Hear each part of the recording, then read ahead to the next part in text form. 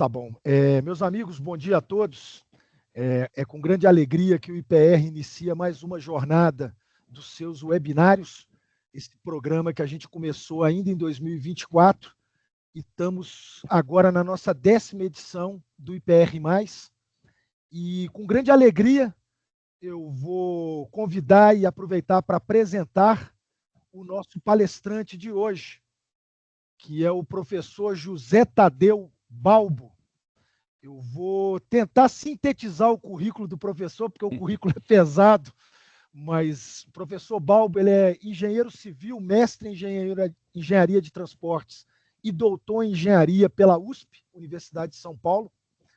Ele fez parte do doutorado dele sanduíche em Zurique, na Suíça, na Escola Politécnica Federal de Zurique.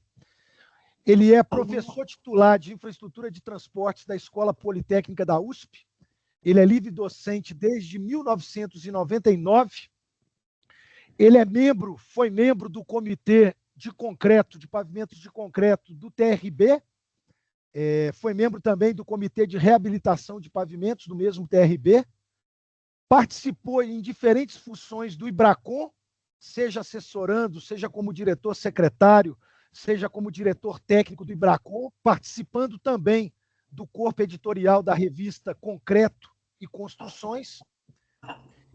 O professor Balbo atua principalmente nos temas de pesquisa pavimentos de concreto, materiais de pavimentação, gerência de pavimento, mecânica de pavimentos, instrumentação de pavimentos, modelagem estrutural de pavimentos, reciclagem de pavimentos de concreto e materiais alternativos, tanto em infraestrutura urbana quanto rodoviária, aeroportuária e portuária.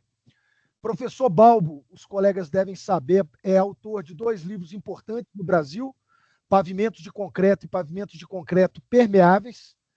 Tem grande experiência na área de análise de degradação de pavimentos, tendo sido perito e participado de dezenas de avaliações e análises em diferentes órgãos, DNR, DENIT, Prefeitura Municipal de São Paulo, Artesp, Infraero, Exército Brasileiro. É membro da Comissão de Normatização de Materiais e Técnicas de Projeto de Pavimentação da Prefeitura, mas também participou ativamente da norma técnica 1011/2021 da ABNT para projetos de pavimento de concreto urbano. E, além de tudo, honrosamente, recentemente, também é parceiro do DENIT no desenvolvimento e revisão do nosso método de dimensionamento de pavimentos rígidos em contrato formalizado com a FDTE/USP.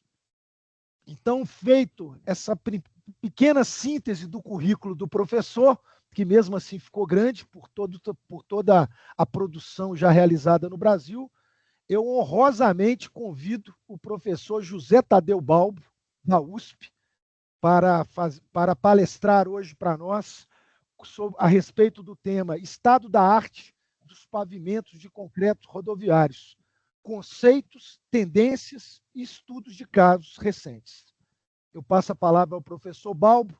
Professor, o senhor tem 1 hora, 1h10 para a sua apresentação, e depois disso os colegas, através do chat, estarão encaminhando seus comentários, questionamentos, perguntas, e a gente avança na segunda fase. Tá bom? Aos colegas que estão perguntando, posteriormente, ao final da apresentação, a apresentação também será disponibilizada, bem como com o vídeo, para que os colegas que não puderam estar presentes hoje também possam fazê-lo depois. Tá bom, professor? Passo a palavra para o senhor. Uma honra recebê-lo aqui. Fique à vontade, por favor. Então, bom dia a todas as pessoas, começando pelos colegas do Instituto de Pesquisas Rodoviárias, e em nome do Luiz Heleno, eu cumprimento a todos. É uma honra para mim estar aqui também, e eu sei que tem muita gente assistindo, alguns me conhecem, né? Alguns a gente desenvolveu muita coisa junto, outros são estudantes, né? Tem muitos engenheiros rodoviários, e então eu também gostaria de agradecer antecipadamente a todos pela atenção, pelo carinho de estar me ouvindo hoje.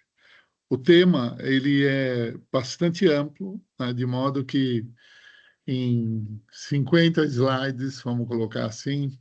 Isso dá uma margem de erro aí de 50 minutos a 1 hora. Vamos ver, né?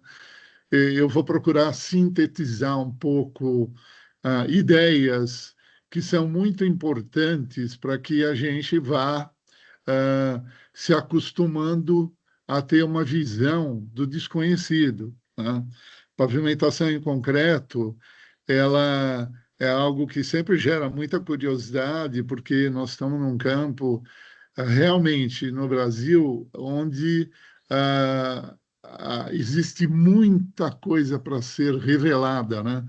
Muita coisa para ser aprimorada, muita coisa para ser incorporada, né?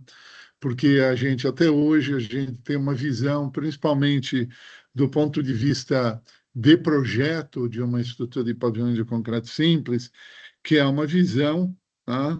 ah, aproximadamente de antes do hashtag em 1933, ou seja, ah, que a resistência do concreto era 4,5 megapascal, que a espessura das placas era 20, 21 centímetros, né? E isso era 100 anos atrás. Então, para a gente poder entender um pouco como o mundo mudou, por que processo ele passou, o que foi sendo incorporado, por vezes eu vou tentar mostrar alguma teoria, alguma simulação, tá? E, mais ao final, eu vou procurar fazer um apanhado relativamente curto diante do que a gente levantou para o DENIT, para o IPR, recentemente, nos últimos 6 meses, sobre o que os países que têm grande tradição em pavimentação em concreto, o que eles fazem, o que eles pensam, né, sobre o pavimento de concreto simples, o que pode gerar algumas surpresas, né? E boas surpresas, outras um pouco dão um pouco de perplexidade, porque a gente é colocado diante de algo que a gente não está esperando, né? Como eu vou mostrar no caso de países europeus, tá? Se eu não me engano, essa rodovia em Goiânia, eu peguei agora, vocês me perdoem, não tenho referência, as demais fotografias, desenhos, em geral, são fotografias e desenhos do próprio autor dos slides, então eles não têm referências, né? Então, eu não estou fazendo uma coisa extremamente formal, rigorosa na apresentação, na hora que vocês tiverem acesso, né? Então, a gente olha para esse cenário maravilhoso, uma rodovia de pista simples, né, com pavimentação em concreto, tem uma seção americana que parte do acostamento de Itagramado, né? E o que acontece, né? Ela está vazia, a rodovia. Evidentemente, alguma coisa acontece, né? Então, nós vamos ter as cargas, né, dos veículos comerciais, que são importantes, e elas são visíveis a nós, né? Não é visível a muitos, né? Principalmente quem não entrou na área de engenharia civil, que não é essa superfície apenas que está no jogo, né? Nós temos uma base, eventualmente subbase, camada de reforço, subleito, com a nomenclatura absolutamente normal empregada em pavimentação. Que nós temos barras de transferência de carga em juntas, que essas juntas são cerradas a uma distância espaçada para se controlar as fissuras de retração do concreto, que modernamente podem ser controladas de diversas outras formas, permitindo até o aumento significativo do espaçamento dessas juntas, mas nada se muda da noite para o dia também, tá? Nós não temos armadura de aço nesse pavimento de concreto simples, nem armadura de contra de retração, nem armadura resistente a momentos fletores. E nós temos um conjunto de coisas representadas sobre a superfície que também nos parecem invisíveis. No primeiro momento, qual o efeito disso? Chove na superfície. neva na superfície, ocorre radiação de calor na superfície. O que isso implica? Isso é importante ou somente a carga é importante? Para a gente ter essa resposta, a gente tem que voltar quase 200 anos atrás, tá? Porque a gente tem a mesma resposta para lajes, para tabuleiros de pontes, para lajes de edifício, para uma série de estruturas planas, tá? E a NBR 6118 ela é muito clara no que tange esses efeitos invisíveis para que o calculista de estrutura verifique os possíveis efeitos desses atributos que não nos parecem fáceis de serem entendidos intuitivamente como uma carga passando sobre a superfície. Tá? O que ocorre, vocês estão vendo algumas medidas, em placas de 25 centímetros de espessura. Então, a superfície está aqui, 0, e o fundo dela, 25. Eu sei que entre os participantes que estão ouvindo aqui, tem gente que trabalhou comigo muitos anos atrás nisso, né? Estão completando quase 30 anos que fizemos essas medidas. Tá? E pouca coisa mudou, mas está mudando. Vai mudando e vamos ver como que quem é tradicionalmente usuário de pavimento de concreto, como isso foi incorporado. Então, evidentemente, se vocês pegarem nas abscissas a temperatura no topo, tá? Ela tende a ser maior que no fundo. Tá? Durante o dia, pelo menos, vamos falar assim, tá? Embora a gente esteja num clima tropical. Por quê? Porque o concreto é um mau condutor de calor. Então, isso faz com que a condução de calor irradiado sobre a superfície, na profundidade dessa placa, seja lenta. Então, a hora do dia também influencia. Vocês vejam de madrugada, os horários, ou na manhã, as temperaturas de topo mais baixo, elas vão subindo até as 14, 15, 16 horas, para depois começar a cair novamente e parar de ter radiação e vir à noite. Tá? Então, vai existindo uma diferença sensível entre a temperatura de topo e a temperatura de fundo da placa. Tá? Por quê? Porque existe essa diferença de temperatura entre as duas superfícies. Tá? Bom, se isso ocorre, nós temos que, pelo menos intuitivamente, voltar para o ensino médio e pensar o seguinte: embora esse coeficiente de expansão térmica do concreto seja 20 vezes menor do que o do aço, tá? Ele existe. Então, se eu aumento a temperatura, o material expande. Se eu diminuo, ele contrai. Se a temperatura no topo é maior do que no fundo, é natural pensar que no topo se expandiu mais do que no fundo. Ou que no topo se expandiu e no fundo ainda não chegou essa temperatura por condução do calor e ela está estável. Então, o topo está deformando porque ele tem que expandir e o fundo não. Ora, qualquer material, qualquer superfície plana, seja uma forma colocada no forno para cozinhar, uma forma metálica, por exemplo, quando eu tenho diferença de temperatura entre a superfície e o fundo, ela empena. Tá? E empenar significa gerar uma curvatura, como vocês estão vendo nessa figura. Tá?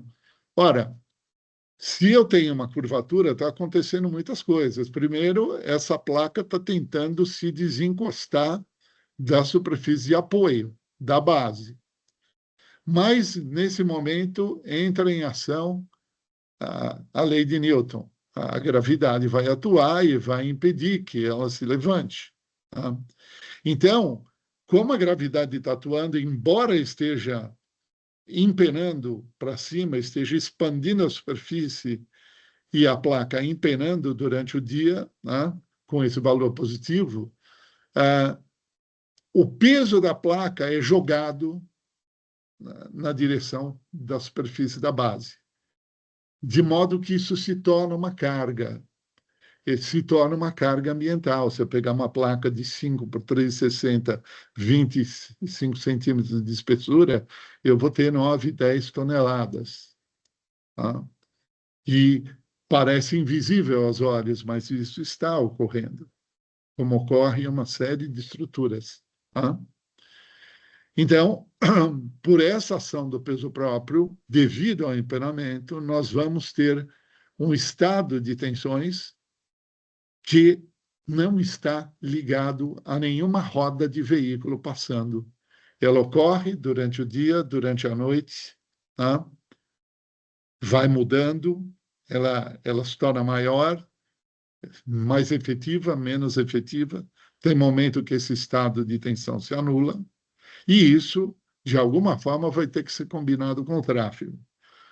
Se a gente começa a olhar isso com um olhar de terraplanista, ou olhando, voltando 500 anos e pegando o modelo de Ptolomeu, que a Terra está no centro do sistema solar, não vai funcionar, né? Porque nós somos engenheiros e a gente tem que pensar em como equacionar esse problema.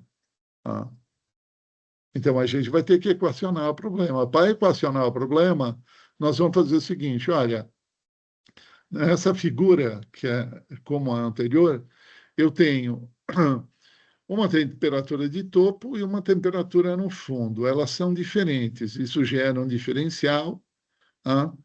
E o que eu posso fazer, simplificadamente, para gerar um modelo, é admitir que, pela linha neutra, acima eu tenho um ΔT positivo e abaixo um ΔT negativo. Se eu pensar dessa forma, na superfície, se eu tenho uma variação de temperatura na superfície e eu tenho um coeficiente de expansão térmica, eu tenho uma deformação. Então, eu tenho essa deformação que a gente está vendo aqui, seja em X ou em Y, né? Não importa. Tá? Então, o que eu estou fazendo? Eu estou pegando diferencial térmico e simplesmente dividindo por 2, supondo que ele anula no meio da placa. Tá? Então, ele é um diferencial total, estaria jogado metade dele na superfície, de forma positiva, e metade no fundo, de forma negativa. Tá? Isso não é mais nada do que uma lei básica da termologia, que todos nós conhecemos. E até hoje ninguém derrubou essa lei. Né? Mas, ao mesmo tempo, nós temos um dado mais complexo, porque na mecânica a gente sabe que a deformação ela depende da profundidade. Tá? Então, a profundidade da placa importa na deformação, na linha neutra ela é nula, no topo ela está sendo positiva por causa do empenamento, no fundo ela estaria sendo negativa, mas ela depende da curvatura na direção. Então, essa relação é muito importante. Essa é a relação fundamental da teoria da elasticidade que nos presta para definir a curvatura, tá, de uma viga, de onde sai todo o cálculo estrutural da viga. Por exemplo, da curvatura, por causa de um efeito de segunda ordem de flambagem, por exemplo, em um pilar, de onde deriva todo o cálculo e dimensionamento daquele pilar. E a placa de concreto, ela também é uma estrutura, tá? E ela está sujeita a essas deformações. Na equação da esquerda, essa é a equação básica da teoria de Kirchhoff de placas.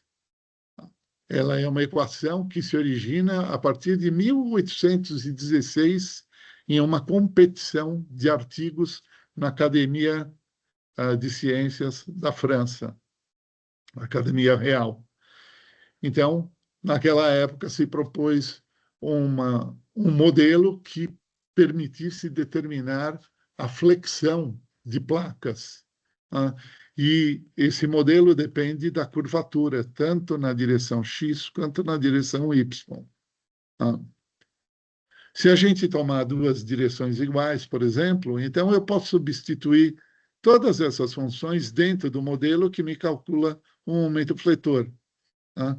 Se a gente faz essa substituição, a gente chega nessa expressão que vocês estão vendo aqui ao final.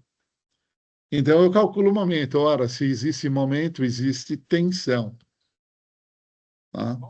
E a tensão, ela é função do momento e do momento de inércia da seção e da profundidade do ponto para cima ou abaixo da linha neutra. Então, a gente pode calcular essa tensão que, se vocês prestarem, né, atenção na fórmula que está sendo vista aqui, ela depende do módulo de elasticidade do concreto, depende do coeficiente de expansão térmica e depende do diferencial de temperatura entre o topo e o fundo da placa, além do coeficiente de porção. Fica claro que, se existe momento, existe tensão de tração na flexão, tá?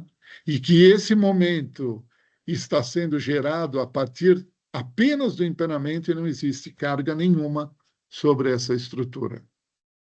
Isso eu coloquei aqui de uma forma meramente analítica. Eu tive que voltar 150, 200 anos atrás para a gente recordar que já existia o conhecimento antropológico desse problema, vamos falar dessa maneira. Hoje nós não tratamos assim, porque vocês viram, por exemplo, que eu estou falando que os comprimentos em X e Y são iguais, eu estou assumindo hipóteses daquela época, de 120, 130 anos atrás. Hoje em dia nós temos modelos computacionais numéricos que permitem a gente descrever o domínio da estrutura com todo o detalhe da geometria que ela tem. Tá? Então, eu só peguei o modelo analítico para a gente notar a facilidade de que, de fato, tá, existe tensão, mesmo sem existindo a carga da roda, devido ao efeito térmico nessas placas. Então, vamos sair daquilo e vamos tentar vir um pouquinho mais já para o século XXI, para o início do século XXI, porque já passaram 25 anos. Tá? Então, se eu pegar uma placa isolada, não mais como no passado, que eu pegava uma placa semi-infinita para fazer todas essas hipóteses analíticas que a gente viu, então eu posso pegar uma placa padrão, 5 de comprimento, 3 de 60, e colocar uma carga no centro, um eixo simples e rodas duplas. Tá? E eu nem estou complicando o pavimento, eu estou pegando uma placa de 23 centímetros sobre o subleito. Ninguém faça isso, por favor. É só para a gente pensar aqui. Se eu pegar e simular isso com temperatura nula, tá, eu vou chegar a dois parâmetros aqui importantes. Né? A tensão e tração na flexão, a mais importante deles, que está dando aproximadamente 1,4 megapascal. Tá? E está dando 1,4 no fundo da placa. A carga está no centro, né? E ela está dando bem lá no centro, no fundo da placa. Tá? Primeiro ponto importante, né? Aí eu posso pegar e jogar essa carga na borda, no bordo, né? Tangenciando o bordo da placa. Olha que no modelo eu não estou tendo barra de transferência na junta, nada, é uma placa isolada. Daí a gente faz o mesmo, eu simulo o modelo numérico, aqui eu estou fazendo uma simulação do IceLab 2005, tá? É uma simulação em duas dimensões, e daí eu vejo o efeito de tensão crítica de 15, de 1,5 megapascal no bordo, só que daí vocês vejam a deformação. A tensão crítica está ocorrendo no topo, porque não tem barra. Então, quando a gente põe a barra de transferência, a gente tira as tensões críticas do topo, porque a gente faz com que duas placas contíguas trabalhem em flexão com uma eficiência variável, mas trabalhem em flexão simultaneamente. Então, eu vou jogar a tensão de volta para o fundo. Tá? Bom, e se eu não tiver a roda e tiver 15 graus Celsius positivo, ou seja, a temperatura do topo do concreto está 15 graus maior do que no fundo. Não estranhe, no público tem gente que viu 26 graus entre topo e fundo em São Paulo, no verão, no início de fevereiro de 25 anos atrás. Né? Então, esses valores são razoáveis. O que não é razoável, talvez, é menos 10. Talvez em Uruguaiana seja razoável, talvez não, né? Porque ainda não é um clima temperado. Mas o menos 10 é muito razoável no método de projeto alemão, no método de projeto americano, porque eles têm fases do ano, sazonalmente, que o empenamento negativo é mais importante. Né? Só para vocês terem uma ideia, o empenamento negativo, por exemplo, o conjunto de dados do LTPP mostra 65% do tempo com empenamento negativo em rodovias americanas. No Brasil, o conjunto de dados que nós temos acumulados de Recife, Votorantim e São Paulo nos mostra 92% do tempo o empenamento positivo. E quando é negativo, em Recife é -1, -2, quando ocorre, com muita reza brava, e em São Paulo, -3, -4. Isso ocorria 25 anos atrás. Com o clima como está hoje, está bem difícil ter certeza, né, desse valor. Mas então vamos simular sem roda, sem eixo. Então, se eu tenho empenamento positivo, 15 graus, a placa está deformando, expandindo na superfície, tá? Então ela vai ter um movimento para cima. E sozinho esse empenamento está me causando 1,3 megapascal, ou seja, o mesmo efeito do que uma placa sem empenamento, mas com um eixo de 100 kN simples e rodas duplas no centro dela. Ora lá, será que nós estamos pensando com completeza no projeto? É lógico, intuitivamente, entre vocês, a gente poderia já falar. Eu tenho superposição de efeitos. Sim, eu tenho. É linear? A resposta é mais complexa. Mas, de alguma forma, tem que ser somadas essas tensões? Tem. Então, se eu pegasse esse caso, esse daria bem linear, bem próximo de linear, porque é uma placa isolada. Eu teria algo em torno de 2,6 megapascal de tensão de tração na flexão e não 1,4, como a gente normalmente, piamente e sacradamente acredita. Tá?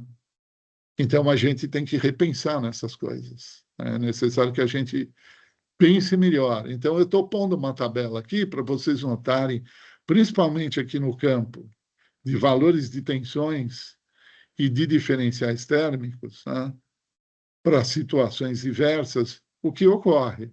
Tá? Então, o que ocorre? Inclusive, vocês notem que quando o diferencial é negativo, a tensão máxima é menor ainda. Então, isso leva em jogo o questionamento. Eu não tenho medida de diferencial negativo, porque eu estou num regime climático tropical. Bom, a gente não vai perder as pestanas da sobrancelha por causa disso. Tá? Porque, na pior das hipóteses, eu estou fazendo um dimensionamento seguro em considerar a maior parte do tempo o diferencial, ou nulo ou positivo. Então, esse é um aspecto muito importante para a gente pensar. Tá? E daí? Como que fica isso quando eu tenho uma rodovia e não a placa isolada? Quando eu tenho as barras de transferência? Tá? Quando eu tenho uma placa do lado da outra? Tá? Aqui eu estou com 3 faixas, eu poderia considerar... Aqui não, eu tenho um acostamento na parte de baixo, 3 metros, né?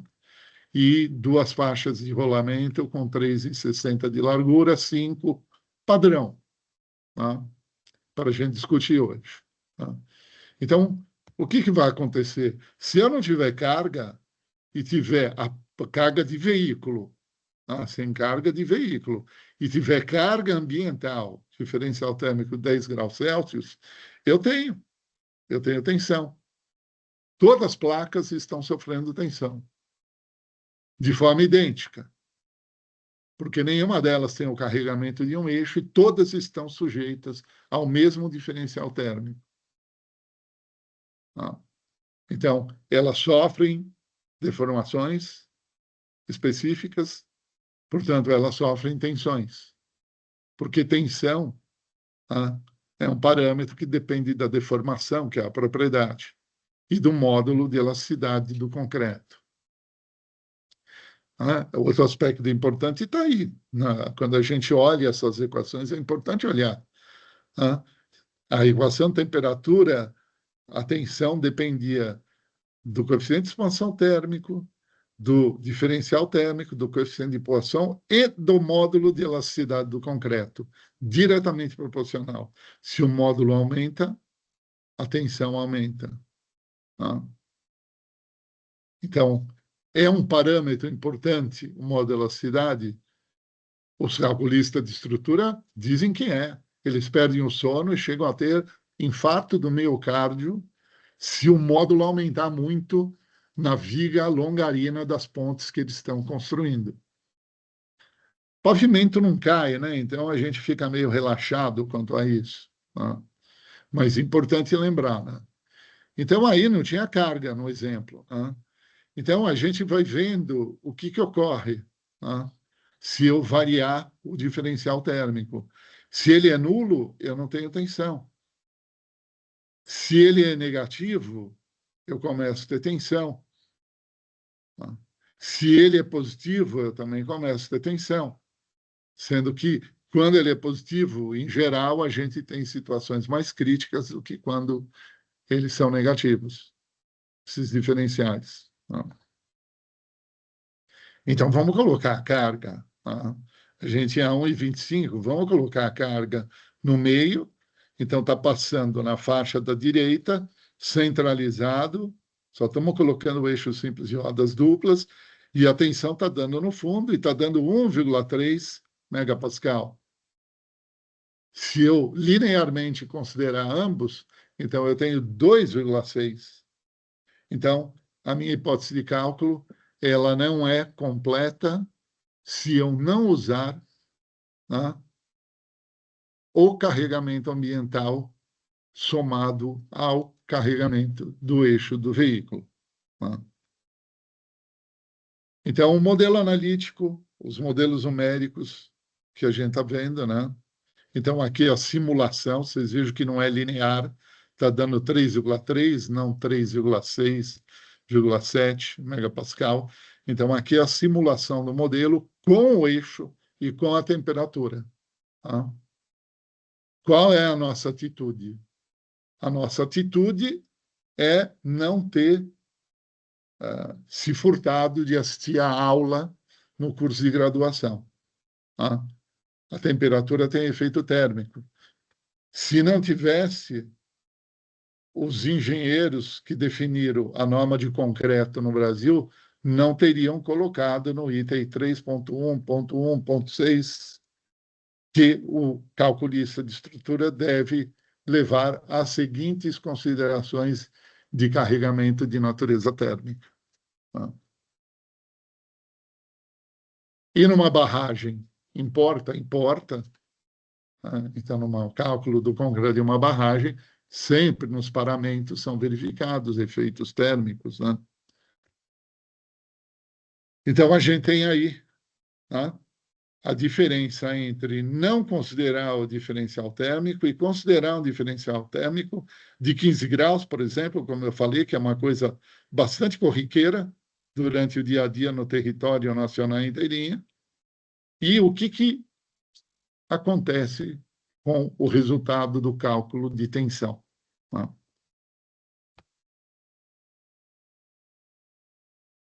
Um segundo aspecto importante era o subleito, naquela figurazinha. Tinha a placa e o subleito. Vamos pensar um pouco no subleito, ou nesse sistema de apoio. Eu estou colocando uma fotografia aqui, mostrando nós fazendo alguns ensaios com FWD em placas de concreto. São fotografias do ano de 2006. O experimento, a pista que ficou pronta em 99. Então, aqui tem uma descrição do que são essas placas teste que foram executadas há tanto tempo atrás, né? Com espessuras, né? A espessura do concreto, vocês veem aqui nessa tabela, conforme a seção, né? Aqui é a seção A, né? Aqui é a seção E. Tinha experimento com juntas e sem juntas na barra, com barras de transferência de carga e sem barras, para estudar o efeito dessa diferença em inverno e verão. Se fez muita coisa em cima desses experimentos, tem muito resultado. Mas aqui eu quero discutir com vocês o problema da junta e das barras. Tá? E discutir o problema do tratamento do subleito, porque a gente estava discutindo o problema da teoria da placa. E como que eu trato? Como eu modelo esse sistema de apoio? Tá? Vamos pensar um pouquinho nisso agora. Para pensar nisso, eu vou por alguns resultados. Tá? Eu vou por alguns resultados diretamente, sem pegar e entrar em teoria. Tá? Vocês estão vendo valores de módulo de reação do subleito, ou seja, aquele parâmetro K, que suporta a placa. A gente já vai ver. Todo mundo que abriu algum método, algum critério de dimensionamento de pavimento de concreto aqui no Brasil, conheceu o módulo de reação do subleito ou o módulo de Westergaard. A gente já chega lá. Então, a gente, com o FWD, a gente é capaz de retroanalisar o módulo de elasticidade do concreto, da placa, e o módulo de reação do subleito, do sistema de apoio. Se vocês prestarem atenção, aqui, eu tenho o valor do módulo de reação do sistema de apoio, nas ordenadas, e nas abscissas só estou indicando aquelas seções. Qual seção de placa era? A, B, C, D ou E.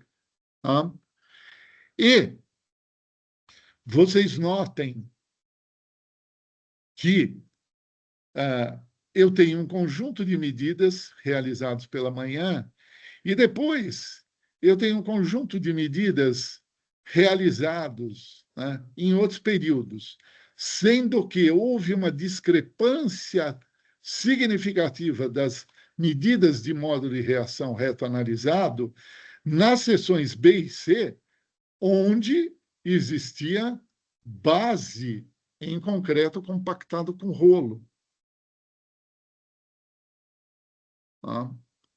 Então, realmente, houve uma alteração nesse valor de K. Será que isso tudo é razoável? E outra coisa importante, quando eu faço a retroanálise para verificar o valor do K, do modo de reação do subleito, eu posso verificar, fazer o teste com FWD no centro de uma placa ou próximo da junta da placa.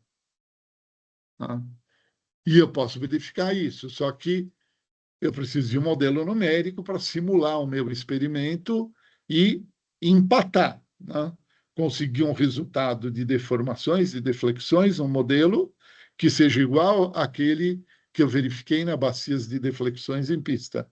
Então, isso é uma retroanálise. Vocês estão acostumados com retroanálise de pavimento asfáltico. Se faz muito retroanálise de pavimento de concreto. Aqui no Brasil, nem tanto, mas se faz muito. Agora, esse gráfico aqui é um gráfico importante. Primeiro, eu vou mostrar esse gráfico da direita, onde nós estamos cruzando a retroanálise de módulo de reação do subleito nos mesmos pontos das mesmas placas, nos centros de placas, feitos na parte da tarde ou na parte da manhã. Por que na manhã? Na manhã, logo cedo, o diferencial térmico é praticamente nulo. E na parte da tarde, entre 14 e 14h30, o diferencial térmico é crítico, ele é máximo. Quando a gente faz esses testes em campo, a gente acaba verificando que a grande tendência da temperatura do empenamento afetar a resposta da reação do sistema. Então, o sistema ele não está respondendo com o mesmo módulo de elasticidade ao meio-dia na BR-163 descendo de Rondonópolis do que às 6, 7 horas da manhã. Como que eu considerei isso em cálculo? Como que eu considerei isso no dimensionamento? Se eu adotei um K constante e eu tenho na tarde um K maior, isso seria favorável. Vocês notam que o problema é complexo. A gente tem uma série de atributos favoráveis e outros desfavoráveis. E esse quebra-cabeça tem que ser encaixado para que o calculista da estrutura acerte, fique o mais próximo da realidade. Agora, tem outro aspecto que é fundamental. O que é o módulo em um local próximo do centro da placa, o módulo de reação do subleito ou do sistema de apoio, comparado na mesma placa, no mesmo horário, com o módulo de reação junto à borda, né, na junta da placa? Olha só, gente. O módulo de reação no centro, ele é sempre menor do que o módulo na junta transversal da placa. A gente considera isso no projeto? Bom, não considera, só que para considerar a gente teria que medir antes, teria que ter uma relação. Isso foi feito a primeira vez há 100 anos atrás, e eles provaram tanta placa que tinha placa que a junta dava um módulo de reação na junta transversal, o módulo de reação do subleito, dava 7, 8 vezes maior do que no centro da placa. Então, tem alguma dificuldade da gente estar trabalhando com esse modelo de subleito, porque esse modelo a gente caracteriza o módulo de reação de subleito, aquele K, como sendo algo que é um atributo do solo, um atributo da base granular, mas na realidade ele está sendo afetado pela junta, tendo barra de transferência ou não, está sendo afetado pela temperatura e pelo tipo de base. Ora, então isso não é um parâmetro do subleito. Aí que está o problema. Esse é o que a gente usa, que é a hipótese de Winkler. Nós admitimos esse K como sendo a relação entre a pressão em um dado ponto da superfície e a deflexão que aquele ponto sofre em razão daquela pressão aplicada. E na placa, nós admitimos que eu tenho uma infinidade de molas com o mesmo e idêntico valor de K, sendo que não se permite no modelo transferir tensão de cisalhamento entre as molas. Olha que coisa feia, para se dizer, mas foi uma solução que ajudou muito a engenharia civil no século XIX para fazer sapata, corrida e fundações rasas de edifícios baixos na Europa. A gente está com a hipótese de Winkler, também conhecida como hipótese do líquido denso. Então, isso não é real, porque no modelo de Winkler, a situação que nós temos é essa que vocês estão vendo no desenho. Quando se aplica a carga sobre a placa desce pressionando igualmente todas as molas. No solo real, acontece isso que a gente está vendo. E, por óbvio, eu tenho maior resposta perto da junta. E se eu tenho maior resposta, eu aumento aquele K, que daí eu já estou misturando as bolas. A reação é muito mais intensa na proximidade dos bornos. Bom, o que a gente precisa e o que foi feito no mundo, a gente vai ver já já em relação a isso. Nem todo mundo, os americanos não fizeram, eles continuam admirando muito o Winkler e continuam empregando essa hipótese para o subleito. Acontece que nós estamos trabalhando no modelo americano de dimensionamento em 2 dimensões. 2 dimensões foi coisa dos anos 60, 70, 80. Na prática de engenharia, nos anos 90, a prática de engenharia começou a trabalhar com 3 dimensões. Se eu trabalho com 3 dimensões, eu não estou trabalhando mais com plaquinhas, eu estou trabalhando com modelos de bloquinhos. Tá? E daí eu posso fazer o que é necessário ser feito. Essa figura está mostrando que nós precisamos tratar, né, os materiais de acordo com o modelo constitutivo da resiliência deles. Tá? Ao menos tratar a fundação com um módulo de um meio contínuo e não um conjunto de molas isoladas. Tá? Bom, essa figura representa o que eu acabei de dizer. Tá? Então, sérios modelos em 2 dimensões. Tá? Eu não tenho vergonha nenhuma de falar isso. Eu fiz mestrado desenvolvendo um programa em 2 dimensões. Tá? E foi uma coisa incrível na época para mim mesmo, não para os outros. Né? Então, foi uma coisa bem bacana, só que muito menos complexa do que o que a gente faz hoje. Tá? E o grau de complexidade vai aumentando, porque não para por aí. Tá? Nos anos 80, a gente tinha, em tese, já as ideias e os desenvolvimentos de redes neurais. Tá? Hoje a gente tem aprendizado de máquina, e isso vai impactar o dimensionamento, como impactou o método americano no início dos anos 2000. Lembre-se que eles estavam trabalhando no método desde 1996, tá? Para lançar em 2002. Então, a gente trabalhava com modelagem de 4 nós, conectando essas placas, esses elementos. Hoje, nós trabalhamos com modelos de blocos, né, que eu posso ter 8 nós, eu posso ter 12 nós, eu posso ter 16 nós. Eu posso ter um nível de refinamento muito grande na análise. E, com isso, a gente consegue empregar, né, modelos constitutivos, descrevendo o módulo de elasticidade, das camadas de base e subleito dos pavimentos. Nesse slide, eu não vou falar demais aqui, a gente já viu algumas coisas, nós estamos vendo como que mudou o cálculo de tensões e deflexões ao longo de um século. Tá? Até a gente chegar no método rodoviário, mais conhecido, perdão.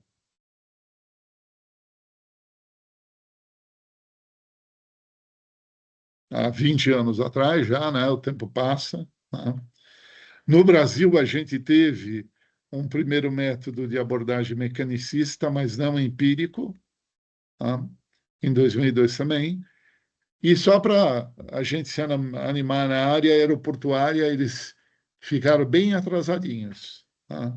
Em todos os aspectos em pavimentação. Até hoje, eles estão com um modelo numérico que tem inúmeras simplificações, não estão no nível de complexidade que os modelos rodoviários estão. Tá? Vamos fazer um pequeno passeio para nosso bate-papo de hoje. Eu selecionei de um documento do IPR, um documento recente que está em preparação,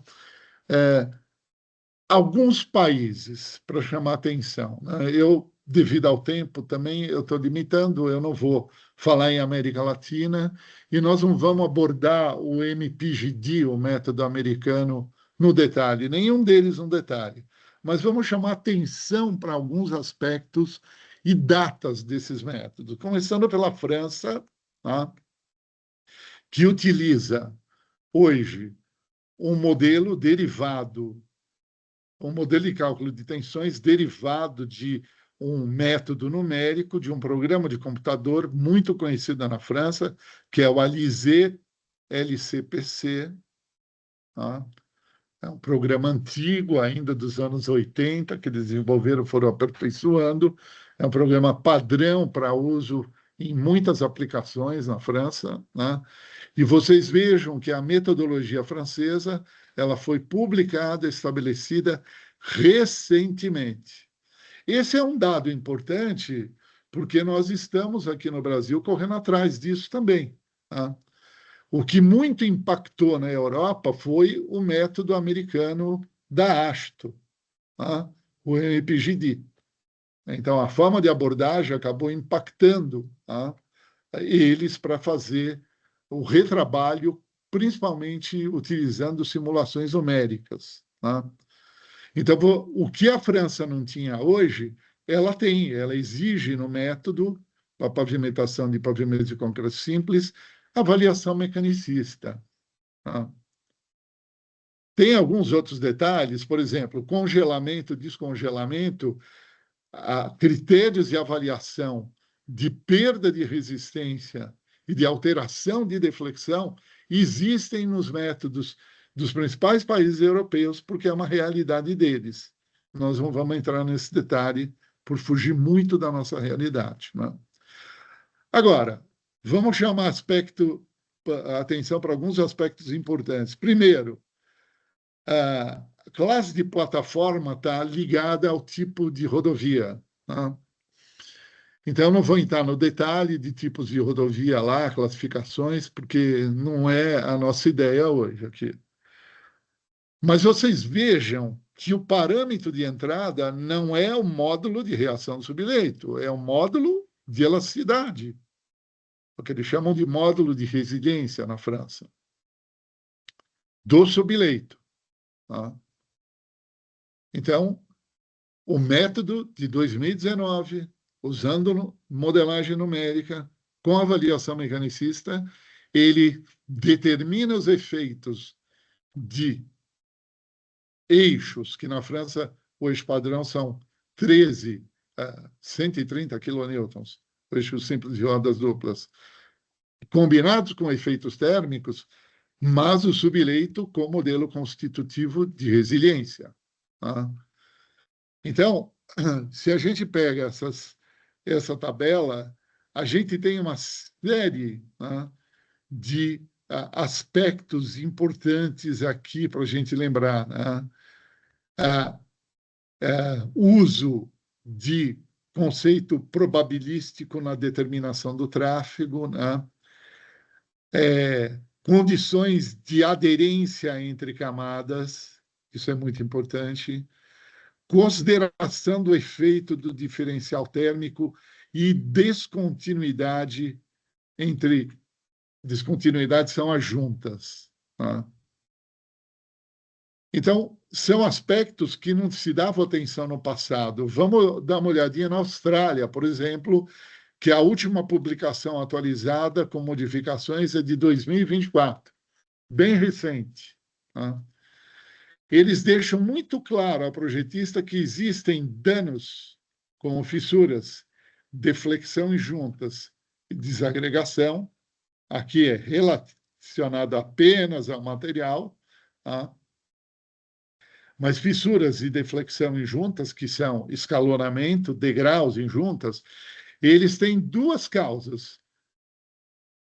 São efeitos do tráfego e causas não associadas ao tráfego. Por exemplo, fissura, tensão térmica, que tem que ser combinada com o carregamento repetitivo do tráfego para se fazer o cálculo, a fadiga da estrutura. Reflexão de fissura por retração de materiais subjacentes. Ou seja, já existe procedimento de consideração do problema de você ter base cimentada, que essa é outra dificuldade, que nem todo país usa isso, né? Abaixo de placas de concreto. Né? Enfim, a deflexão em junta, variação de umidade, não deixa de ser um efeito do clima, que é o processo de erosão, né, em juntas, ou bombeamento de finos. Né? E daí eles têm as equações, né, aplicando uma série de parâmetros, dentre os quais acaba entrando o módulo de elasticidade do concreto, o diferencial térmico nas placas, né, o carregamento, né, a condição da junta em termos de abertura e barra de transferência de carga. Tá? E na Austrália é interessante que eles têm modelos de desempenho, esse da tensão e esse daqui da erosão. Tá? Eles consideram simultaneamente no projeto os dois aspectos. Nós vamos ver que no método americano da ASHO, o MVPGD, nós temos o aspecto tradicional de fadiga em jogo no projeto, mas o controle feito por outros 3 parâmetros que têm um viés um pouco empírico. E no Reino Unido, 2020, é o DMRB. O britânico, ele usa a base cimentada, ele não tem muita restrição quanto a isso. O que ele tem restrição é quanto à espessura. Ele não quer base cimentada esbelta. Isso teria um monte de discussões prós e contras a fazer. Não dá para se tomar uma decisão. E ele tem exigências, né, de resistência para essas bases cimentadas. Então, ele usa a base cimentada. Tá? Porém, quando a gente vai para o subleito, novamente, o que os britânicos assumiram no método deles? Não queremos saber de módulo de reação de subleito. Nós queremos um modelo constitutivo de resiliência da fundação. Por quê? Porque depois de 100 anos, todo mundo percebeu que aquele modelo não ajuda. Não ajuda. Ele não é um modo de reação do subleito, ele não é uma característica do subleito. Ele é um parâmetro que é uma consequência de tipo de junta, diâmetro de barra, tipo de base, espessura de base e temperatura que está ocorrendo. Empenamento. E daí tem os parâmetros que vão aparecer, né? Com indicativos de resistência, eles medem a resistência de outra forma, não a flexão. Tá? Na Alemanha começa a ficar a coisa mais interessante. Por quê? Porque, basicamente, eu não posso dizer que eles são os pais. Tá? Eu consegui ler um documento, tá, recentemente, depois de quebrar a minha cabeça terrivelmente, que os alemães consideravam, no início do século XX, os italianos como pais dos pavimentos de concreto. Tá? É interessante notar que a Itália não tem nada para ser contado e eu não vou contar nada aqui. Tá? O que tem que ser contado é muito da Alemanha, da Bélgica e da Holanda. Tá?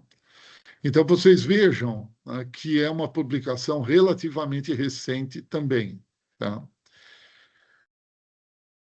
O que é interessante? Eles trabalham no método deles na determinação dos momentos fletores. Tá?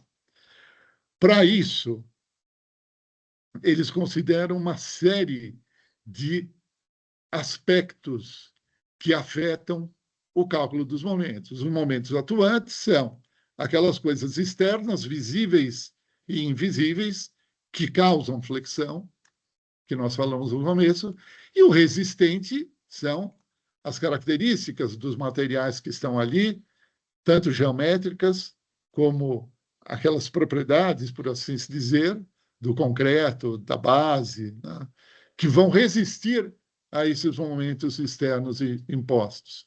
E quais são os momentos externos atuantes? As cargas de tráfego e o clima. O momento, ele varia por quê? Por causa da carga da roda e por causa da condição de umidade. Eu preciso conhecer a composição diária do tráfego e a distribuição diária ao longo das horas da temperatura. E assim por diante. Tá? Aí eu estou colocando uma coisa que é comum em alguns países europeus a terem, mas eu prefiro colocar aqui do que uma sequência de 50 páginas de equações para a gente ter esse bate-papo aqui. A figura ela é difícil de reproduzir, porque é uma figura grande, eu coloquei num slide só, mas eu queria que vocês prestassem atenção nisso daqui. BK 100, BK 32, BK 10 estão dando informações a respeito do tipo de tráfego na rodovia, tráfego pesado. BK10 são as rodovias e BK32 as rodovias de tráfego pesado, muito pesado. Tá? Vocês têm as repetições de eixo de 100 quilonewtons aqui para pegar. 32 milhões, tá? 10 a 32 milhões, 10 a sétima, 3 vezes 10 a sétima, enfim, com esses limites. Notem as espessuras que estão ocorrendo. Quando a gente vai para tráfego de praticamente entre 10 a 6, 10 a sexta e 5 vezes 10 a sexta, tá? A gente está com espessura de 24, 23 centímetros. Tá? Então, é importante a gente já começar a prestar atenção. Aqui tem variação do tipo de material de base, de subbase. Tá? Vocês começarem a notar, né? Aqui, por exemplo, materiais granulares sobre condições de subleito não das melhores, vocês vejam 29 centímetros de placa de concreto. Então, esse é o catálogo básico. Para quê? Para se começar o projetista a fazer o projeto. Então, ele tem um parâmetro de entrada, uma estrutura de entrada. E daí ele vai verificar com o nível de detalhes necessário. Tá? E está lá o momento externo, eu estou com a fórmula do lado aqui, o momento atuante devido à temperatura, está aparecendo aqui, tá? Dependendo do modo de elasticidade, do coeficiente de dissipação térmica e do diferencial térmico, além da própria espessura da placa. Tá? 2015, Alemanha. Tá? E na Holanda? Na Holanda, a gente tem um grande tradicional usuário, é um país pequeno, como a Bélgica, e desde 2005 nós temos uma versão que tem valido para projetos e ela inclui os pavimentos de concreto continuamente armados, que não são a nossa praia. Mas vejam, fiquem atentos ao que nós vamos ver pela frente em relação à Holanda e Bélgica. Né? Quando a gente pega a Holanda basicamente faz o fluxograma no método dela, isso é uma tradução, tá? Então, ela monta o fluxograma de determinação de espessura de projeto, de todas as espessuras das camadas do pavimento de concreto simples, e notem que explicitamente está dito que tem que utilizar o critério de cálculo de tensões devido a diferenciais térmicos, que foi desenvolvido pelo professor Eisenman na Universidade de Munique ainda nos anos 70. Então, os gradientes de temperatura eles são inputs no método da Holanda. Carga por eixo, fator direcional, tráfego, módulo de reação da estrutura. A Holanda manteve o K. É mais antigo em relação aos mais recentes que já saíram do K. No entanto, a Holanda, para se projetar, a gente não basta resistência, é necessário ter a previsão do módulo de elasticidade, porque, evidentemente, as tensões se alteram em função da alteração do módulo de elasticidade. Na Bélgica, se usa um padrão muito similar ao da Holanda, tá? E aí a gente já está tomando aqui alguns parâmetros, né? Aqui, se eu não me engano, está trocado, mas de qualquer maneira, né, vocês vejam que já tem a consideração no método de qual é a largura da pista. Né? Na estreita, qual a largura da pista. Aqui a gente tem, na realidade, a faixa. Né? Então, parâmetro geométrico é outra questão a ser pensada. A Bélgica fixa no método nacional dela no ano de 2023. Se vocês olharem essa tabelinha, é importante olhar essa tabelinha, que aqui está 2 vezes 10 a sétima, então nós estamos falando aqui em termos de 1,3 vezes 10 oitava o tráfego mais carregado. A Bélgica é um país pequeno, né? Então, em nível de tráfego, não dá para comparar com Nova York e Boston, né? Ou a Via Dutra, entre São Paulo e Rio de Janeiro. Né? Então, um aspecto que, bom, sem dizer que diferencial térmico entra, etc., que eu estou sendo repetitivo, um aspecto importante no método da Bélgica que chama a atenção da gente é isso que vocês estão vendo. Resistência à tração na flexão. A resistência à tração na flexão, a Bélgica retirou o 11º mandamento do Decálogo, que diz: usarás 4,5 megapascal. Eles nunca fizeram isso, mas a Bélgica explicitou. 4,5 megapascal foi a resistência empregada na época da construção das autobahns, antes de iniciar a Segunda Guerra Mundial, entre 33 e 36, na Alemanha. Eles fixaram o valor. Tá? Mas eles não fazem mais isso hoje. A escola europeia hoje, para rodovia de tráfego pesado, parte de 6 megapascal. Por quê? Porque qualquer tecnologista de concreto recém-formado faz isso e consegue sair do 4,5 do 5 para 6 praticamente sem grande impacto no custo, porque nós temos tecnologia química hoje no concreto que ajuda muito a ter grande resistência, inclusive num prazo muito mais rápido. Agora, na Bélgica, eu gostaria de chamar a atenção para isso que vocês estão vendo. Olhem só. Vocês estão vendo que as rodovias de tráfego pesado e muito pesado, o catálogo deles não dá pavimento de concreto simples. As rodovias de tráfego médio e tráfego leve, tá? A leve é basicamente só a ABF, a última, tá? Elas têm emprego de material granular para a base. Vocês vejam que as espessuras são grandes, 40 centímetros, 30 centímetros, e base cimentada, a nossa famosa BGTC, 30 centímetros.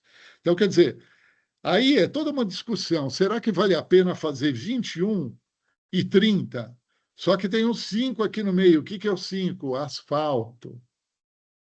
Então, não é 30, 40 de base granular, é uma subbase granular com uma base asfáltica. Essa base asfáltica é muito importante para controlar o empenamento, porque reduz a tensão térmica.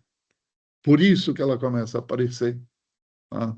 Ou seja, as pessoas, a engenharia começou a otimizar. Otimizar não é otimizar espessura, não é otimizar custo, é otimizar a durabilidade, procurando alternativas físicas de reduzir os impactos de cargas e tensões térmicas na estrutura para que ela dure mais.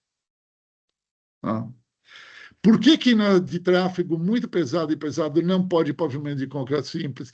Na Bélgica é obrigatório o uso de concreto continuamente armado nas grandes rodovias. Tá? Então é um detalhe interessante para a gente ver o que está acontecendo, né? Então, aqui eu mostro para vocês, né, eles dão tabelas básicas com os gradientes de temperatura que ocorrem, tá? As equações de cálculo, o significado dos parâmetros. Não estou reproduzindo todas as equações aqui, né? A gente está tendo uma ideia do essencial do que eles fazem. Bom, e daí o que todos nós mais ouvimos falar, né, o que os estudantes mais ouvem falar, pelo menos, de pós-graduação, é do MPGD, Mechanistic Empirical Pavement Design Guide da ASTO. O ASTO aqui saiu com 2 S, que tem uma série de versões que vão sendo aprimoradas. Né? O que a gente tem de aspecto essencial nele como método? Ele deixou de utilizar modelo analítico para cálculo de tensão. Ele passa a usar análise por elementos finitos em 2 dimensões. Ele abandona os modelos de fadiga antigo e ele pega os modelos de fadiga do Long Term Pavement Performance.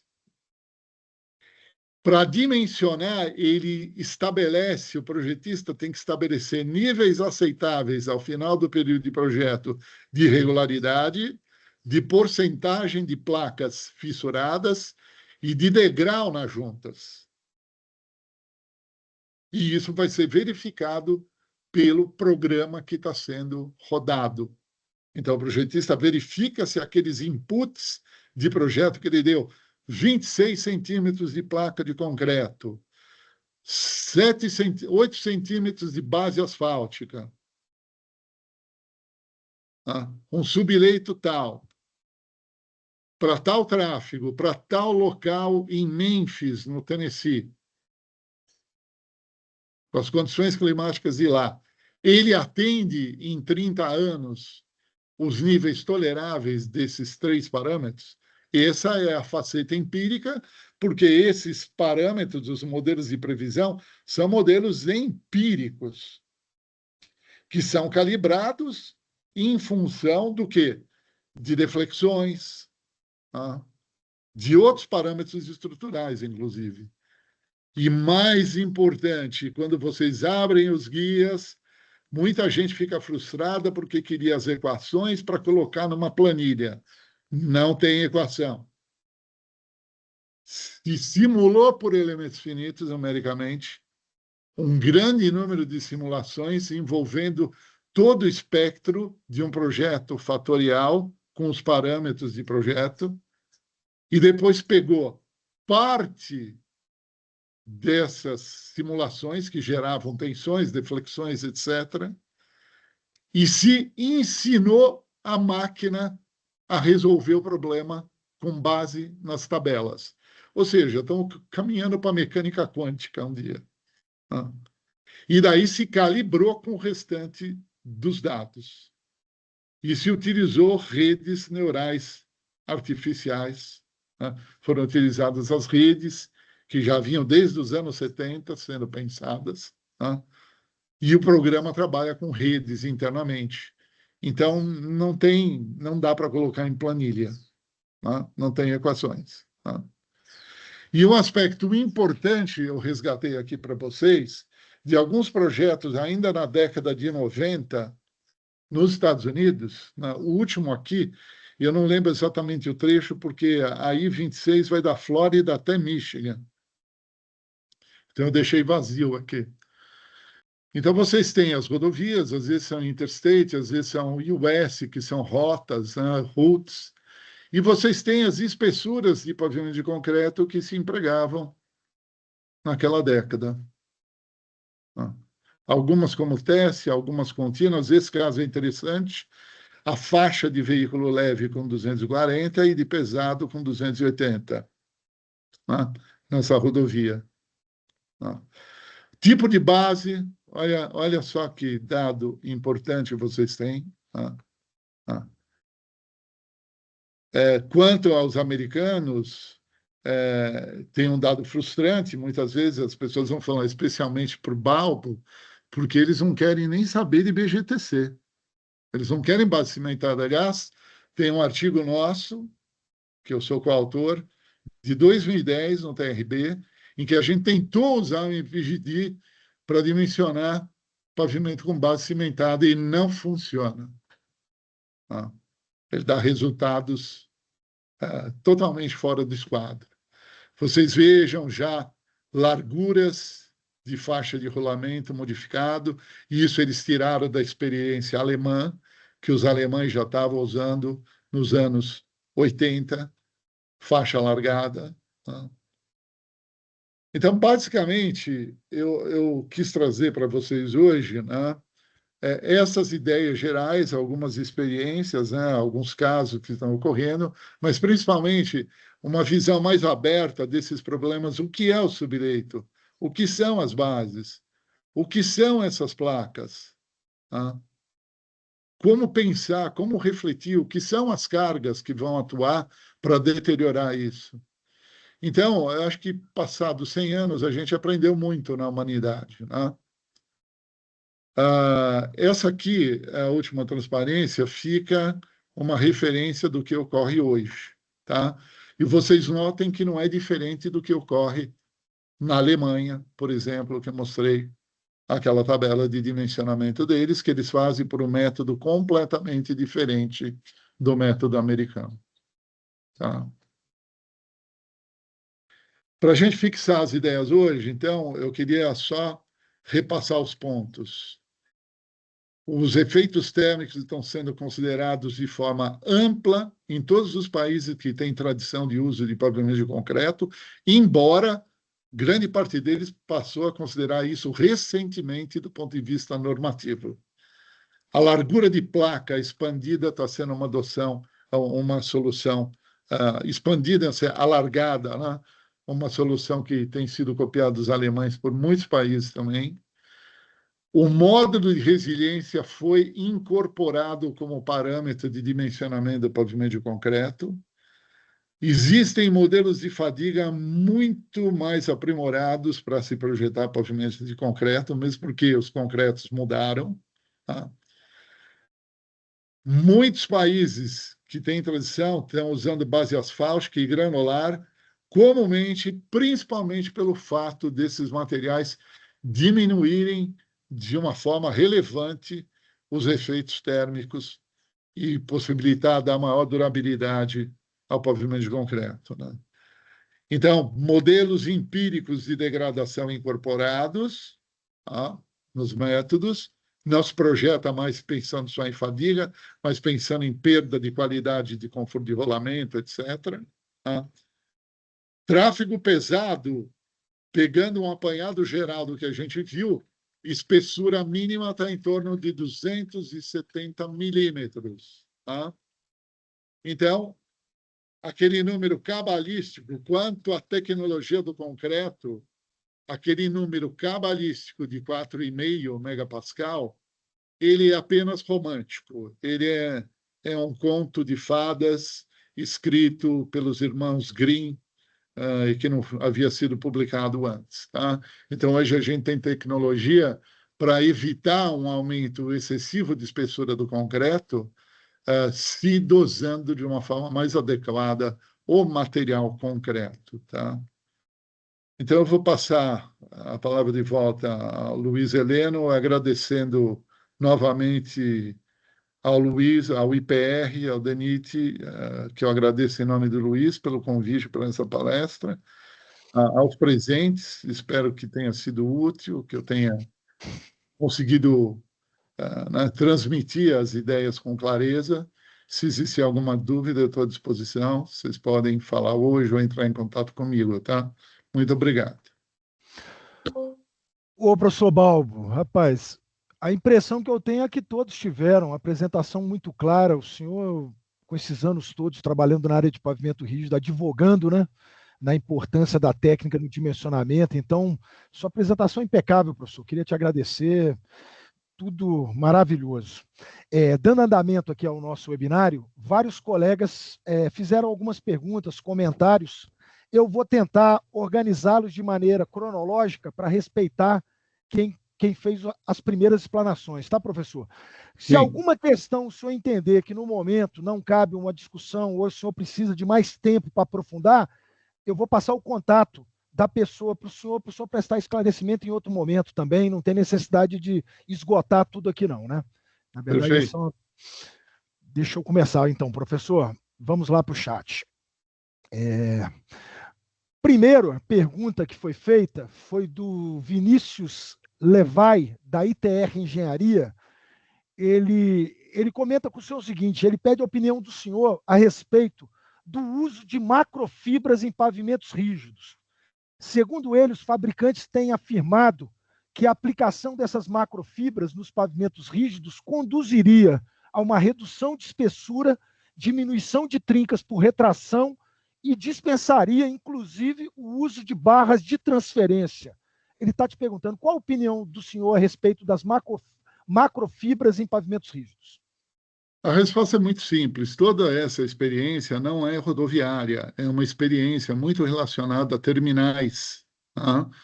A galpões cobertos, por exemplo, sem diferenciais térmicos, né?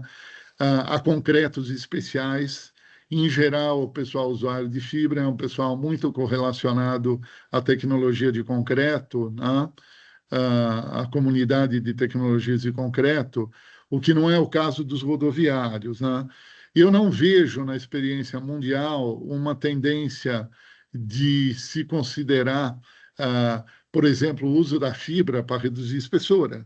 o uso da fibra para reduzir retração. Aliás, não fica claro qual tipo de retração, tá? Então, se for retração plástica, a fibra funciona relativamente bem. Se for dessecagem, não é o caso, tá? Teria que ser repensada essa pergunta, né? Então, do ponto de vista de diminuir a espessura devido à fadiga, questão crítica, né? Pelo seguinte, quem sofre fadiga é o concreto, é a microestrutura dele e não a fibra, que é uma ponte de ligação entre lados fraturados. Então, o processo de fadiga do concreto por ação de carregamento, ele não se altera, tá? O que pode alterar é você ter uma extensão difícil de mensurar, porque depende de experiência, e repito, a experiência que existe com fibra é uma experiência muito relacionada a pátios, a terminais, logísticos, a mercados, tá? Que é uma área, é um nicho muito específico, né? Inclusive se usando espessuras finas tradicionalmente, né?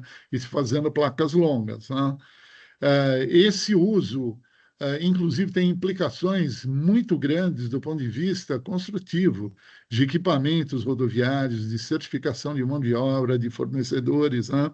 E eu não vejo no mundo rodoviário, aí eu estou passando para você a minha experiência externa, tá? Eu não vejo esse tipo de tendência, tá? Nós estamos, na área rodoviária, a gente está correndo atrás de outros aspectos, tá?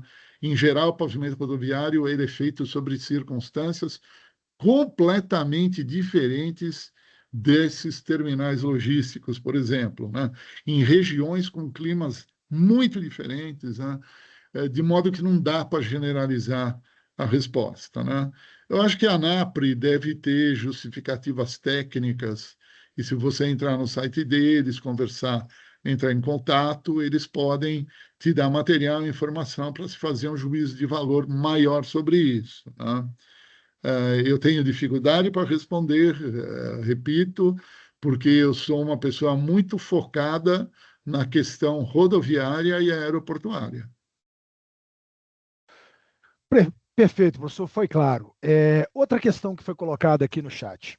O Rafael Henrique Freire de Godoy pergunta ao senhor o seguinte: aí a patologia quebra de canto da placa de concreto estaria relacionada indiretamente à temperatura ou ao posicionamento da carga, ou a ambos?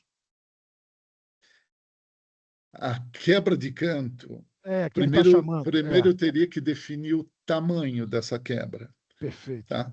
Se ela é pequena, próxima ao canto, ela possivelmente está relacionada ao processo construtivo, tá?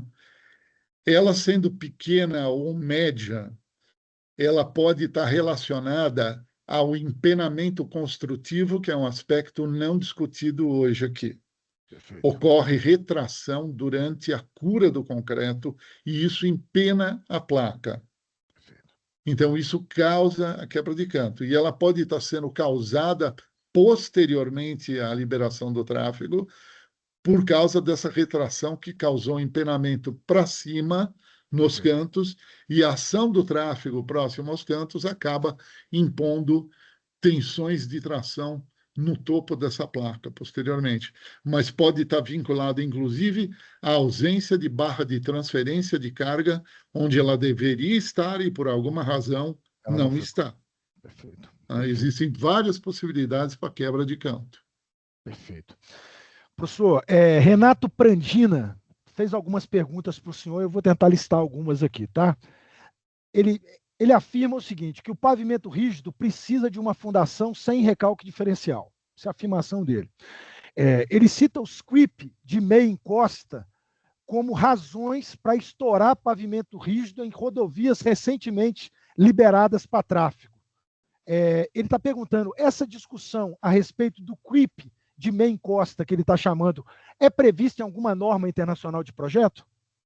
Eu acho que não. Quando ele fala de quick de meia encosta, o que ele está aqui? Creep de meia encosta. Creep. Creep de meia encosta? Não. Creep de meia encosta. Não. Quando está falando meia encosta, ele está dizendo meia encosta, a seção transversal É de isso, terraplenagem. perfeito. Não, isso não está previsto. Agora, quanto à primeira pergunta, fazer pavimento de concreto sobre solo mole, solo com recalque diferencial, é absolutamente temerário.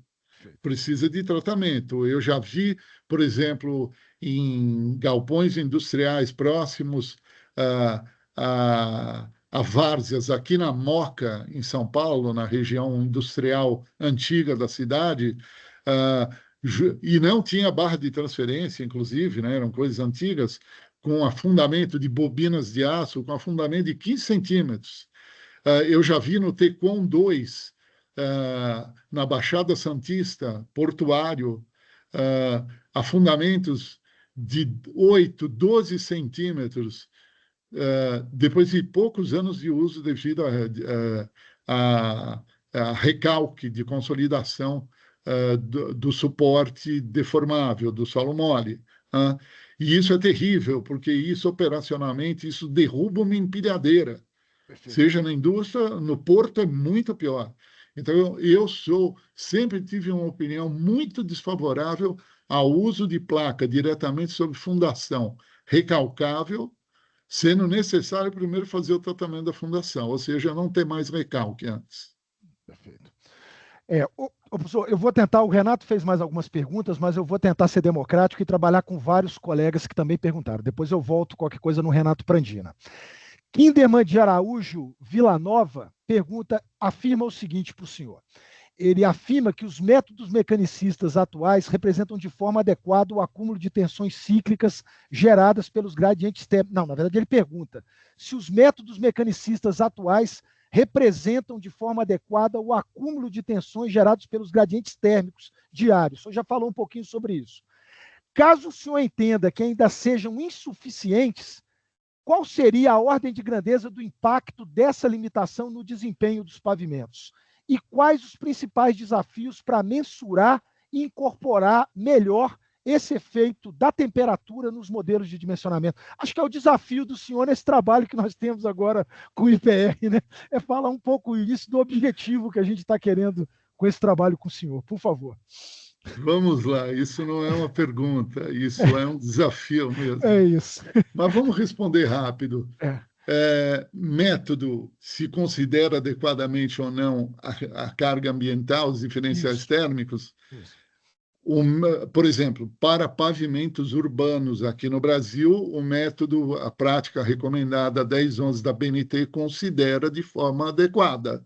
Se você estiver projetando um pavimento urbano, existe uma norma brasileira e ela dá todas as condições de você fazer um projeto mais abalizado e considerando isso, com clareza, com completeza. Na área rodoviária, é o trabalho que o Heleno está coordenando, que a gente está participando. Então, vamos esperar algum tempo. Nada ocorre da noite para o dia como diferencial térmico. O impacto, você viu na minha apresentação, Isso. que se eu somasse linearmente, seria, veja bem, não todo horário do dia. Eu teria um impacto, por exemplo, às 11 horas da manhã, que seria de 60% a mais a tensão do que aquela calculada para aquele horário. Quando a gente projeta aqui no Brasil, a gente não está olhando temperatura em rodovia. Perfeito. Então, tanto faz o horário. Para nós, a tensão é sempre a mesma. Ali, não. Ali, durante a noite, a tensão é exclusivamente devida às cargas de veículos e às 6, 7 horas da manhã começa a ser devida incrementalmente ao efeito da temperatura. Então, você veja bem que não é uma coisa de fazer uma conta de cabeça para saber qual será o impacto. Entende? Nós temos em rodovias, ou em qualquer pavimento de concreto, um impacto muito importante que é o aspecto construtivo. O pavimento de concreto ele tem juntas como elementos críticos. Se eu errar alguma coisa ali, não vai funcionar. Então, primeiro precisa saber algum local, alguma rodovia está com problema, qual foi o problema? Nós sabemos ao longo desses anos, aí o Luiz Heleno ele falou que eu dei muitos pareceres, foram realmente dezenas, né, para muitos órgãos, entrou Tribunal de Contas, Polícia Federal, cada caso é um caso. Muitas vezes você teve um erro evidente de projeto com um pavimento bem construído. Tá? Quando eu falo erro de projeto, eu não estou fazendo crítica a ninguém. Tá? Eu estou falando a incompleteza. Então, determinar qual é o impacto na durabilidade é uma conta que, se você olhar as equações que a gente usa, não sai da cabeça imediatamente. Tá? Eu posso ter um impacto de não considerar o diferencial térmico num pavimento que era para durar 20 anos e ele durar 10 anos. Perfeito. Tá? É difícil dizer que ele vai durar 2, 3 anos só por causa do diferencial térmico. Não. Aí tem mais coisa. Tá? Diferencial térmico é um detalhe. Tá? Então, existe um impacto, ele depende do projeto, né, ele depende da circunstância, pode haver um impacto importante. Tá? Na medida em que as temperaturas não são tão elevadas, nem tão negativas, esse impacto minora, como eu mostrei para vocês nos exemplos. Né? Então, tudo isso, e como medir? Ele falou, última pergunta, aí é uma coisa assim, é uma coisa bem da área de pesquisa, tá? Perfeito. Não é da área de engenharia, a gente até faz junto, mas fazer medida de diferencial térmico, você tem que instrumentar, tem que acompanhar, tem equipamentos eletrônicos, tem que trabalhar estatisticamente o dado, tem que modelar. É uma coisa que não se faz da noite para o dia, né? Então, é uma atividade tão típica de pesquisa que, quando foi feita pela primeira vez no Brasil, foi a universidade que se interessou em fazer. Né? Que é uma coisa realmente que, num primeiro momento, você fala qual o impacto disso, qual o resultado, qual a melhoria que eu tenho a partir desses dados. Praticamente nada, eu estou começando a aprender o que é. São Perfeito. necessários muitos anos para você amadurecer e ter. Agora, precisa de um banco de dados, né? Então, num primeiro momento, a gente vai fazer uma análise mais da condição geral climática do país. Daqui 50 anos, né, estando tudo bem com a humanidade, a gente progredindo, etc., tomara que tenha muita pesquisa de campo, de engenharia, procurando avaliar no país inteiro quais são esses impactos. Então, dizer qual é o impacto imediatamente é uma resposta muito difícil de eu te dar. Perfeito, professor. Perfeito, professor. Isso mostra bem qual é o desafio que está diante aí do IPR, do DENIT e do trabalho da equipe do senhor, né, com relação à revisão do método de dimensionamento. Né? Eu vou fazer uma pergunta agora do Germano Saraiva. Ele pergunta para o senhor o seguinte: o Germano advoga na questão da dinâmica dos pavimentos, de levar outras teorias em consideração no dimensionamento. E ele fala o seguinte para o senhor: se no Brasil queremos avançar, por que não avançar no princípio da conservação da energia mecânica com a ajuda da parcela da energia cinética, e assim teríamos informações compatíveis com a natureza do carregamento externo aplicado no pavimento? Ele cita, por exemplo, espectro de resposta, frequência natural, amortecimentos histeréticos, e assim teríamos um dimensionamento mais adequado de menor custo. O senhor está familiarizado com essa discussão do Germano? Sim, existem alguns poucos artigos assim muito idealistas, muito teóricos, querendo levar em consideração uma série de aspectos relacionados à energia, à interação veículo-pavimento no dimensionamento. Né? Eu acho, Germano, respondendo a você, se eu conhecer um colega que queira interagir comigo e fazer a parte teórica disso, eu vou ficar muito satisfeito. Agora, nós vamos ter que resolver um problema muito grande, que é o problema da heterogeneidade de qualquer material que está nessas camadas e do subleito que muda de centímetro a centímetro, e não é o que a gente estuda ele de 500 em 500 metros, de 100 em 100 metros, mas as coisas não funcionam desse jeito, e o processo construtivo. Né? Então, nós estamos no campo da engenharia aberta, a gente tem pesquisa, tem engenharia construtiva, tem projeto, tem teoria, tem construção, tem materiais, E a gente não vai ter ganho nenhum em pegar e fazer uma coisa isoladamente, né? Toda melhoria, todo refinamento, em teoria, ele é importante. Eu poderia ter mostrado um hoje que eu não quis mostrar. Eu falei do modelo de Winkler, de molas, mas não falei no modelo de Kerr e no de Pasternak, que são modelos muito melhor aprimorados. Se fizer medições de campo com modelagem teórica usando outra teoria, funciona melhor. Eles apareceram na Rússia, e na Alemanha antes da metade do século passado, publicaram uma meia dúzia de artigos e ninguém quis usar. Sabe por quê? Porque ele exige conhecer parâmetros que geram uma dificuldade de medidas laboratoriais e experimentais em campo que não vale a pena refinar. Então, quer dizer, vale a pena, eu acho que tem que ir em frente e pensar com essas teorias, né? Importante se tiver engenheiros mecânicos, porque na área ferroviária eles têm essas preocupações, né? Então, eles têm um conhecimento teórico grande desse processo de interação, energia, vibração, né?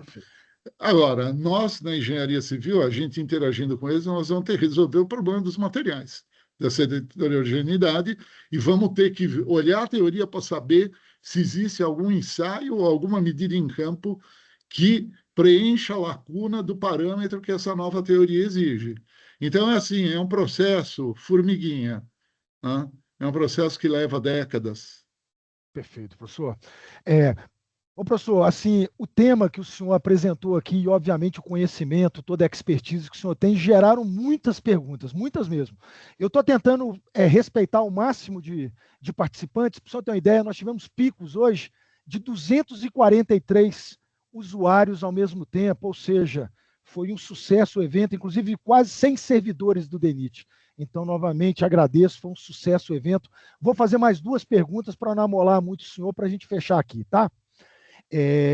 Uma pergunta interessante do Cristiano da Silva Vitorazzi, já que o senhor abordou outras normas e modelos internacionais, ele pergunta sobre se existem diferenças significativas nos modelos adotados para a determinação do tráfego entre esses diferentes países. Focados só na questão da determinação do tráfego, o senhor percebe diferenças significativas entre as diferentes normas e métodos? Então, bom, tem algumas diferenças, né? A determinação do tráfego, ele deve estar pensando em termos de número N. Grande chance. Ótimo. Que é a nossa cultura. Não especificou que é a nossa cultura. Então, por exemplo, o MPGD americano, eles não estão querendo usar número N de jeito algum, tá? O próprio método asfáltico entra veículo a veículo, eixo a eixo. Tem 3 níveis de tráfego. Um nível, eu conheço muito o tráfego, o nível eu praticamente desconheço, daí entra o N. Tá? Então, em outros países, primeiro que o N, o eixo padrão, não é igual ao nosso. Tá? E a melhor resposta que eu podia te dar é o seguinte: pavimento de concreto é eixo a eixo, não é N, não tem equivalência. Tá?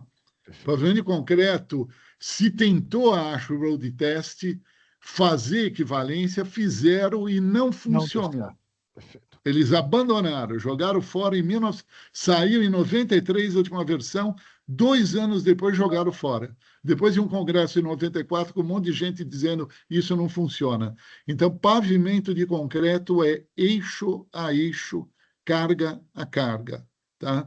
Então, não tem muito modelo, tem que tratar as equações de cálculo de tensão para cada eixo, para cada carga. Não tem como sistematizar em um parâmetro apenas esse tráfego. Nas tabelinhas, eles colocam para dar uma ideia para o projetista do que é o nível de tráfego, mas não usa no cálculo. Perfeito, professor. Professor, e uma última pergunta agora, e depois eu vou abrir espaço para alguns dos colegas aqui, Luiz Guilherme, se quiser fazer algum comentário. A última pergunta, professor, é do Lucas Manuel da Silva.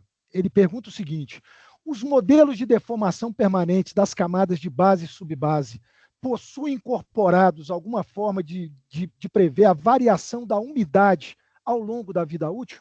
Sim, o modelo da ASHO, o modelo é um modelo de energia, é um modelo energético para relacionar a passagem da carga com umidade e deformação que ocorre nas juntas, né? É um modelo chamado de erosão, que traduzindo para nós seria um modelo de bombeamento de finos em junta. Então a resposta é positiva. Então já tem. Ô, professor, com isso, professor, tem muitas outras perguntas aqui, mas nós já esgotamos o nosso tempo. Eu queria agradecer novamente o senhor pela oportunidade do senhor falar aí, tanto para os servidores do DENIT quanto para os colegas parceiros. Como eu disse para o senhor, nós tivemos um público muito bom, o que tem reforçado o IPR+, é o último evento que a gente faz no ano, e eu gostaria de agradecer novamente a sua presença, a sua disponibilidade, a simplicidade com que o senhor tratou um assunto que é complexo, e a forma como o senhor aborda aponta que a gente está no caminho certo. Acho que nós temos uma parceria que está começando, do DENIT com a USP, né? E nós entendemos que nós vamos seguir a bom termo e esperamos em breve fazer outros eventos, inclusive para já começar a divulgar parcialmente, colocar em consulta pública algum desses produtos. A nossa ideia, o senhor advoga nisso também, é coletivizar o máximo possível o conhecimento, é passar o máximo de informações para que o conhecimento possa ser maturado e a gente evolua enquanto país, né? Nós temos muito a fazer em termos de pavimento rígido. A gente tem experimentado nos últimos anos o crescimento da nossa malha de pavimento rígido no país, e esse trabalho que o senhor está desenvolvendo com a gente é peça-chave também para a continuidade desse processo. O senhor pode, se o senhor quiser, pode se manifestar aí, fazer alguma consideração final, por favor, professor. Eu te agradeço novamente pelo convite, ao IPR em seu nome, Luiz Heleno. Olha, eu fico feliz de ter tanta gente interessada, né? Evidentemente, a gente procurou, eu falei mais do que uma hora, mas a gente procurou pôr de uma forma mais simples e didática possível os principais pontos, né? Toda vez que for necessário, você pode me convocar para falar junto com a comunidade, seja do projeto, seja de um tema específico. Por exemplo, a última pergunta, como vamos tratar o tráfego? Ótimo, como vamos tratar o tráfego, né? Então, você pode me chamar, pode me convocar, que eu fico à disposição do IPR.